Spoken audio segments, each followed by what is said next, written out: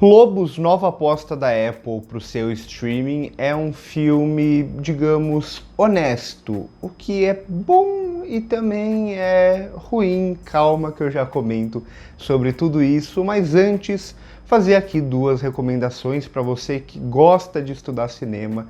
Eu sempre recomendo o meu curso Cinema e Crítica na Era das Redes Sociais, que está com aula nova todo mês. Já são 25 aulas. Assinando você tem um ano de acesso, vale muito a pena conferir. E também o Cineclube Rebobinado comigo e com o Rafa, o cara da locadora, que esse mês a gente vai falar sobre filmes que completam 10 anos agora em 2024. Interestelar e Whiplash, dois filmes que vão ter relançamento. Quem acompanha o canal sabe que eu não gosto de Interestelar, mas vocês sempre falaram que eu precisava reassistir ao filme, que a gente precisa debater sobre o filme, então se inscrevam pra gente poder trocar essa ideia. Assinando, você tem direito a esses dois encontros, a mais duas aulas, e todos os encontros e aulas dos meses anteriores, vale muito a pena conferir também. Bom, Lobos é o novo filme do Jon Watts, mais conhecido pelos filmes do Homem-Aranha pra Marvel, né? Pra Marvel, no caso, pro MCU, os 3 filmes são dirigidos por ele.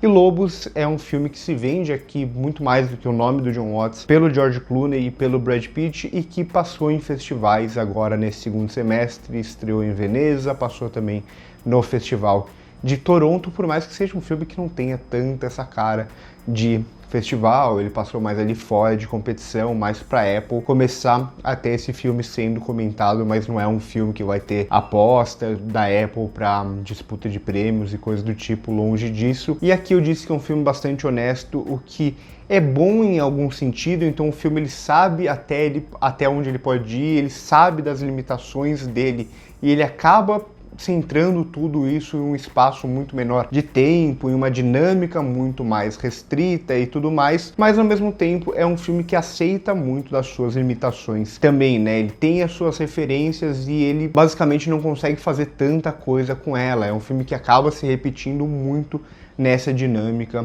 o filme inteiro, né? É o filme que vai trazer esses dois nomes, o Brad Pitt e o George Clooney, e que vai ser um filme em grande medida que vai olhar para aqueles bromances, para filmes como, por exemplo, o Top Gun, entre muitos outros desses filmes de parceria ou de esse tipo de jogo que tem entre dois homens, né? Então um filme que vai ser muito focado nessa masculinidade e sobretudo nessa meio que crise da meia-idade, né? E o filme, ele vai pontuar isso o filme inteiro, né? O filme inteiro vai ser justamente sobre como esses dois personagens são parecidos, como eles fazem a mesma coisa e como eles estão ficando velhos para o trabalho, mas eles ainda são os melhores que tem nesse tipo de trabalho que ficou muito popular no cinema, sobretudo por conta de Pulp Fiction, né? O personagem do Harvey Keitel ali, que era aquele lobo, aquele personagem que vem e faz a limpeza depois que os outros fazem um grande estrago, né? E aqui, nesse caso, é essa figura específica que ela é chamada apenas para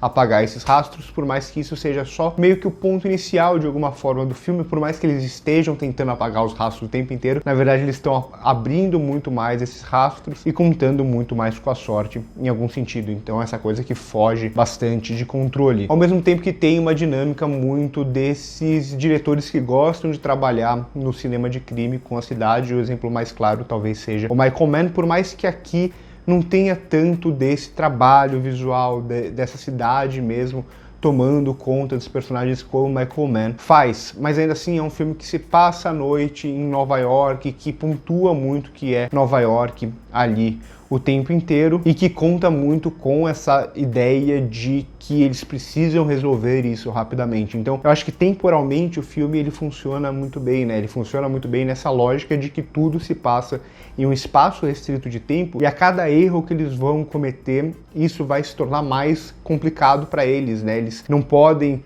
ter esses deslizes, então o garoto aparece, começa a fugir e essa fuga se torna ainda mais desesperada, porque quanto mais esse garoto é visto, mais eles correm o risco de serem descobertos também, né? Então essa dinâmica temporal para mim é muito boa, assim como todo o começo do filme eu acho bem interessante, né? Sobretudo que ele começa num lugar que não é tanto da comédia, aos poucos ele vai se tornando mais cômico, mas sobretudo quando tem a participação da Amy Ryan ali inicial, dentro daquele quarto de hotel, eu acho que é onde o filme funciona também muito bem. E aos poucos essas piadas e essas sutilezas elas vão se repetindo até o ponto que elas deixam de ser algum tipo de novidade, ou mais do que isso, acabam se transformando em uma espécie apenas de repetição, acabam se tornando no filme em si, né? É o que eu tô querendo dizer com isso. A gente tem algumas piadas muito boas, né? Sobretudo como eles surgem inicialmente, os dois, que são esses dois personagens que trabalham sozinhos e eles vão ter que trabalhar juntos e eles não querem trabalhar juntos um com o outro, ao mesmo tempo que há algumas piadas sutis, né? Os dois, por exemplo, eles têm dor na lombar, eles têm dor nas costas, uma brincadeira justamente porque é uma profissão em que eles têm que carregar corpos o tempo inteiro. Ou mesmo como essa personagem da Amy Ryan nunca fica tão escancarado quem ela é, o filme não fala tanto sobre isso, mas desde aquele traveling bem lento, antes da apresentação do personagem de George Clooney,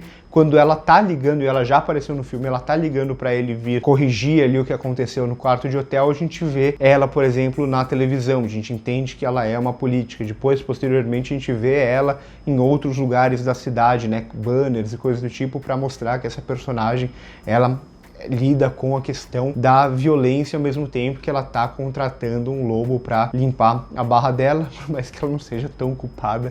Na verdade, ela não é quase nada culpada em tudo aquilo que aconteceu, ela só se desespera com a situação. Então é um filme que ele tem algumas sutilezas interessantes, ao mesmo tempo que ele chega em certo momento que ele se transforma apenas nessa espécie de repetição, nesses dois personagens estabelecendo uma mesma dinâmica que vai se repetir por todo o filme até a gente sabe mais ou menos aonde isso vai dar ao final. E até como o Jon Watts filma de forma geral, com exceção de alguns momentos mais interessantes, como essa apresentação do George Clooney, como insere essa personagem da Amy Ryan em banners pela cidade, ou mesmo um momento específico que é um dos mais engraçados do filme, de um atropelamento em relação ao garoto, que ele vai filmar em slow motion, que é muito interessante. A piada tá justamente em como ele dilata esse tempo e o que vai acontecer depois e como os personagens vão reagindo com isso, mas de forma geral é um filme bastante simples até em abordagem, né? Ele vai filmar quase tudo em um plano e contraplano, por exemplo, o filme inteiro, né? Então é um filme bastante básico esteticamente falando,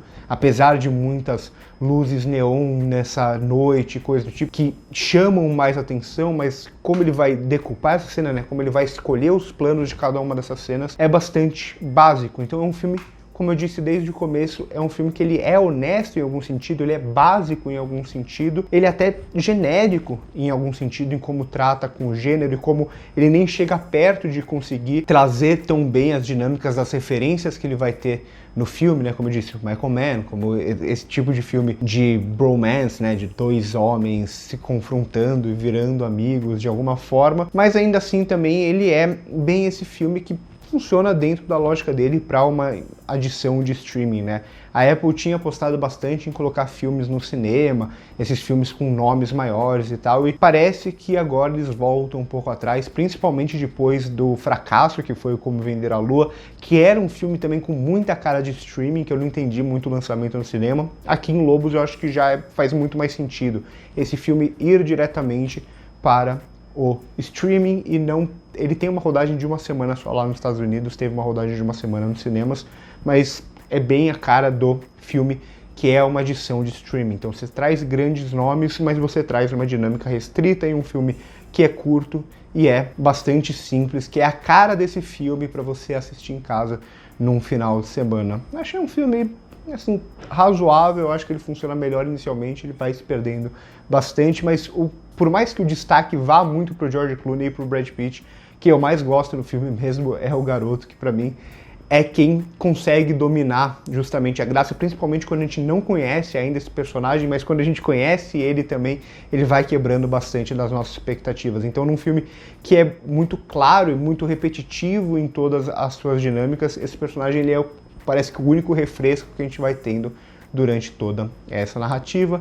Por hoje é isso, curte o vídeo se gostou, se inscreve no canal se não é inscrito, passa no primeiro comentário fixado para ver as nossas outras redes sociais. Por hoje é isso e corta.